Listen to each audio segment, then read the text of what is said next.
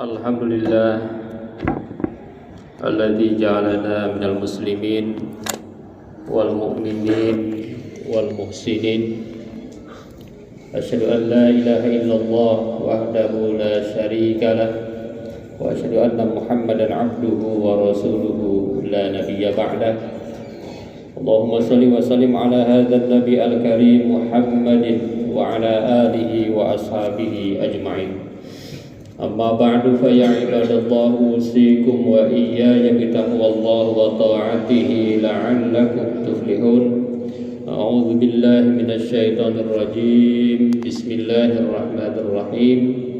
Ya ayyuhan nas inna khalaqnakum min dzakarin wa untha wa ja'alnakum syu'uban wa qabaila lita'arafu inna akramakum 'indallahi atqakum. Shadaqallahul 'azim. Puji syukur kita panjatkan hanya kepada Zat yang Maha Ghafur, yang telah memberikan kenikmatan kepada kita semua, sehingga insyaallah pada hari ini kita akan dapat melaksanakan sholat Jum'ah berjamaah. Salawat dan salam mudah-mudahan senantiasa tercurah kepada junjungan kita, tauladan kita semua, baginda Nabi besar Muhammad sallallahu alaihi wasallam. Beliau adalah manusia yang paling mulia di muka bumi ini. Bahkan beliau adalah makhluk yang paling mulia, mengalahkan malaikat, bahkan malaikat Jibril.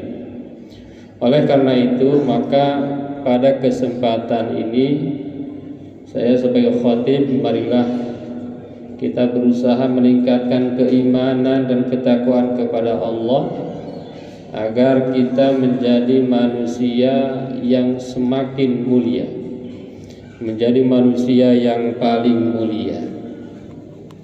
Hadirin jamaah Jum'ah yang berbahagia, di dalam hadis-hadis Rasulullah banyak disebutkan kriteria-kriteria manusia yang paling mulia. Pada kesempatan ini khatib insyaallah akan menyampaikan hanya 4 saja di antara kriteria manusia yang paling mulia menurut hadis-hadis Rasulullah sallallahu alaihi wasallam. Hadirin jamaah Jum'ah yang berbahagia, kalau di dalam ayat Al-Quran yang tadi dibacakan, Allah menjelaskan bahwa manusia itu diciptakan dari berbagai jenis. Ada laki-laki, ada perempuan, dengan berbagai bahasa, berbagai etnis, berbagai budaya. Semua itu tidak ada halangan bagi manusia untuk menjadi manusia mulia. Kenapa? Karena indikator kemuliaan itu adalah takwa. Jadi mau dia seperti apapun, asalkan bertakwa, insya Allah menjadi manusia paling mulia. Hadirin jamaah Jum'ah yang berbahagia, tentu memahami definisi paling mulia itu tidak berbasis pendekatan norm. Kalau zaman dulu di dalam pendidikan kita sering pakai istilah juara 1, juara 2, itu namanya pendekatan normatif. Namun ada lagi pendekatan lain yang sekarang sebetulnya dipakai dalam pendidikan kita, adalah pendekatan patokan atau pendekatan kriteria. Artinya apa? Artinya siapapun yang mampu mencapai kriteria, maka dia akan menjadi manusia mulia. Berbeda dengan pendekatan normatif. Maka dalam satu wilayah, satu kelompok, ya yang juara ya itu saja. Jadi hanya beberapa orang yang akan mampu mencapai, sementara yang lain tidak. Nah, mengenai manusia mulia ini, pendekatannya adalah pendekatan patokan, pendekatan kriteria, sehingga siapapun di antara kita yang mampu mencapai kriteria-kriteria itu, maka insya Allah menurut hadis Rasulullah, kita termasuk manusia mulia. Hadirin jamaah Jumat yang berbahagia, apa saja kriteria yang bisa disampaikan? Yang pertama adalah khairukum man ta'allamal Qur'ana wa 'allamahu. Manusia paling mulia itu adalah orang yang senantiasa belajar Al-Quran, kemudian mengajarkan Al-Quran itu. Hadirin jamaah Jumat yang berbahagia, menurut hadis ini, hadis Sahih Al-Bukhari ini menegaskan bahwa sesungguhnya kita belajar Al-Quran itu tidak ada batas umur. Saya sudah tua, saya sudah tidak sekolah lagi, tidak ada alasan itu. Namanya belajar Quran itu sepanjang waktu dan sepanjang hayat, sesuai dengan level masing-masing.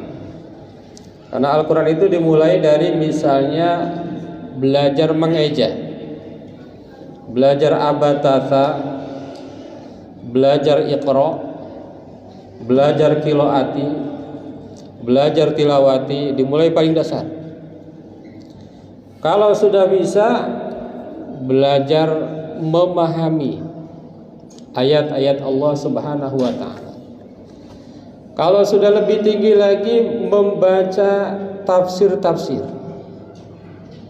Jutaan tafsir mungkin yang sudah dibuat oleh para ulama, ribuan, mungkin jutaan tafsir di dunia ini. Kalau sudah bisa, kita juga bisa membuat tafsir sendiri, kalau levelnya sudah lebih tinggi lagi.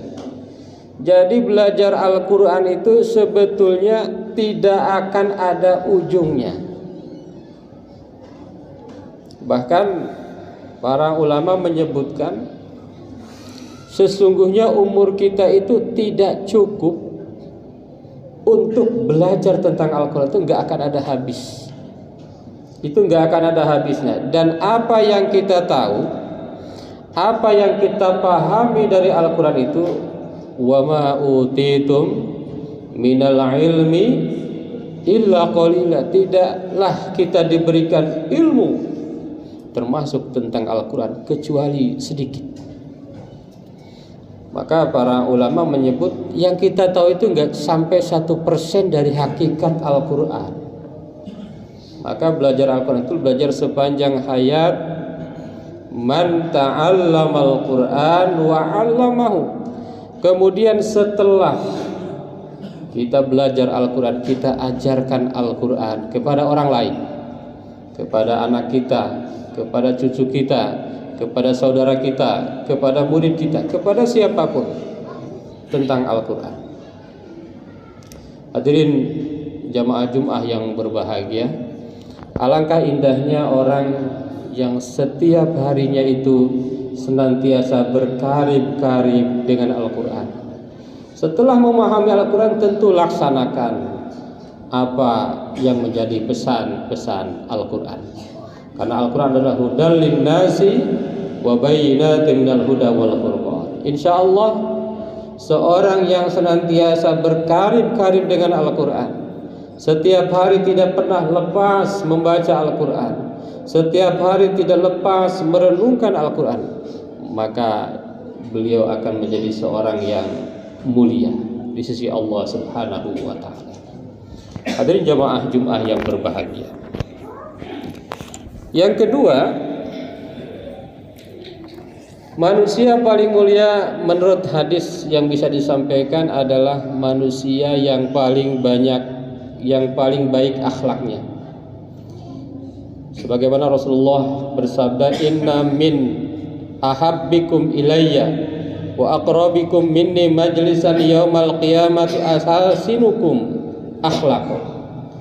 Orang yang paling cinta orang yang paling dekat denganku di hari kiamat, kata Rasulullah SAW, adalah mereka yang paling baik akhlaknya. Wa inna min abghadikum ilayya wa ab'adikum minni yaumal qiyamah ats-tsarsarun wal mutasyaddiqun wal mutafaihiqun. Qalu ya Rasulullah qad alimna ats-tsarsarin wal mutasyaddiqin famal mutafaihiqun? Qala al mutakabbirun. Yang kedua, yang paling mulia itu adalah orang yang paling baik akhlaknya. Lalu yang paling dibenci Rasul, yang paling jauh nanti dari Rasulullah di hari kiamat siapa? Yang pertama ats-tsarsarun. Menurut penjelasannya, ats-tsarsarun ini adalah orang yang banyak omong tetapi tidak ada isinya. Yang kedua al-mutasyaddiqun. Ini juga orang yang banyak omong tetapi banyak dustanya. Dan yang terakhir al-mutafaihiqun, orang yang ngomong penuh dengan kesombongan. Na'udzubillahi min dzalik. Semoga kita dijaga. Artinya apa? Yang dimaksud dengan akhlak baik di sini berarti lebih ke akhlak bagaimana berbicara. Jadi seorang yang bicaranya halus, bicaranya baik, bicaranya jujur, tidak penuh dengan kesombongan, tidak penuh dengan dusta-dusta, tidak banyak menyakiti orang lain. Itulah di antara ciri orang paling mulia yang kedua. Mudah-mudahan kita termasuk golongan ini. Hadirin jamaah Jumat yang berbahagia. Yang ketiga, orang yang paling mulia menurut hadis Rasulullah adalah khairukum man yurja khairuhu wa yu'manu syarruhu. Orang yang paling baik itu adalah orang yang kebaikannya ditunggu dan keburukannya tidak dikhawatirkan. Wa syarrukum man la yurja khairuhu. Dan seburuk-buruk kalian adalah orang yang tidak diharapkan kebaikannya, wala yu'manu syarruhu, dan keburukannya membuat tidak aman. Jadi kebaikannya ditunggu, buruk pun tidak dikhawatirkan, karena tidak mungkin berlaku buruk, kira-kira begitu.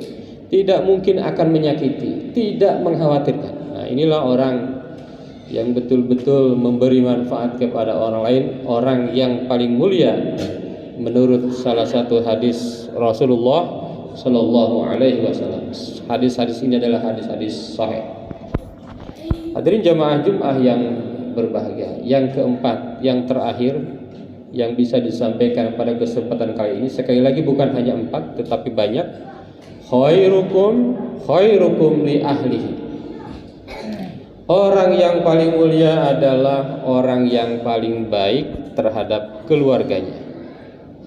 Maka seorang Imam Asy-Syaukani rahimahullah menyampaikan, fatara rajula idza laqiya ahlahu kana aswa'an nas akhlaqan wa asja'ahum nafsan wa aqallahum khairan wa idza laqiya ghairal ahli minal ajanib lanat arikatuhu wan basatat akhlaquhu wa jadat nafsuhu wa kathuru khairuhu wala syakka anna man kana kadzalik fahuwa mahrumut taufiq zaigun an sawa'it thariq. Jangan sampai seperti ini, kata Imam Asy-Syaukani. Seorang yang kepada keluarganya buruk sekali akhlaknya, seorang yang kepada keluarganya sedikit kebaikannya, tapi ketika bertemu orang lain, bertemu masyarakat, bertemu yang bukan keluarganya baik, bertemu dengan yang lain kelihatan banyak memberi, banyak memberikan kebaikan. Orang yang seperti ini menurut Al-Imam Asy-Syaukani adalah mahrumut taufik, orang yang tidak mendapatkan taufik dari Allah Subhanahu wa taala. Orang yang seperti ini zaigun an sawa'it thariq, orang yang keluar dari jalan yang benar. Jadi kita itu harus kepada keluarga baik, kepada orang lain baik. Jangan banyak pencitraan di keluarga buruk, kepada orang lain baik. Jadi yang benar itu adalah kepada keluarga baik, kepada orang lain juga berbuat baik. Hadirin jamaah Jumat yang berbahagia, keempat ini adalah sifat-sifat Rasulullah Sallallahu Alaihi Wasallam. Maka Rasulullah ketika ditanya Aisyah, bagaimana akhlak Rasulullah? Akhlak Rasulullah adalah Al-Quran. Artinya apa? Rasulullah hidupnya senantiasa berkarib-karib dengan Al-Quran. Yang kedua, Rasulullah akhlaknya baik. Jangankan kepada sesama muslim, kepada yang tidak muslim pun Rasulullah amat dan sangat baik. Oleh karena itu dakwah Rasul berhasil menurut para ahli disebabkan karena akhlaknya. Yang ketiga, orang yang paling mulia adalah orang yang senantiasa ditunggu-tunggu kebaikannya dan keburukannya tidak pernah dikhawatirkan. Aman kalau ada orang itu, tentram kalau ada orang itu. Dan yang terakhir, orang yang paling baik, orang yang paling mulia adalah orang yang paling baik terhadap keluarganya. Bisa keluarga dekat, keluarga kecil, bisa keluarga sedang, satu masjid, satu kampung, satu RT, atau keluarga-keluarga lain yang lebih besar. Mudah-mudahan ada manfaatnya. Barakallahu li wa lakum fil Qur'anil azim wa nafa'ana wa iyyakum bima fihi minal ayati wadh-dhikril hakim. Aqulu qouli hadza astaghfirullahal azim.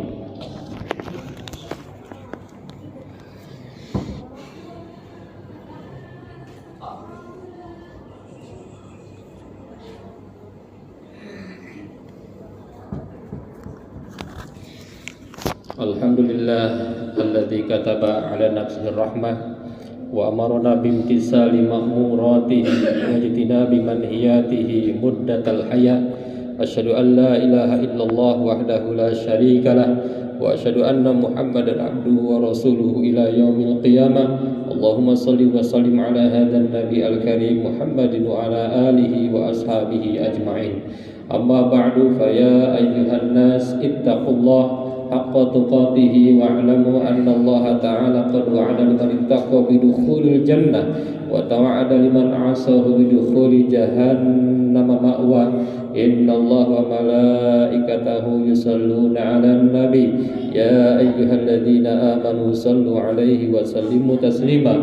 Wardallahu ma'an jami'is sahabati wal qarabati li rasulillahi ajma'in. Amin ya Allah ya rabbal alamin. Allahumma ighfir lil mu'minina wal mu'minat wal muslimina wal muslimat al ahya'i minhum wal amwat. Allahumma aslih dhata bainihim waj'al fi qulubihimul imana wal hikmah wa auzi'hum ala ahdika alladhi ahadta ilaihim waj'alna minhum ba'tina bidalatil islam bihidayatika wa rahmatika wasi'ah wa taqabbal du'aana innaka antas samiul alim. Ibadallah, inna Allah ya'muru bil 'adli wal ihsan wa ita'i dzil qurba wa yanha 'anil fahsya'i wal munkar wal baghi ya'idzukum la'allakum tadhakkarun wastaghfiruhu innahu huwal ghafurur rahim.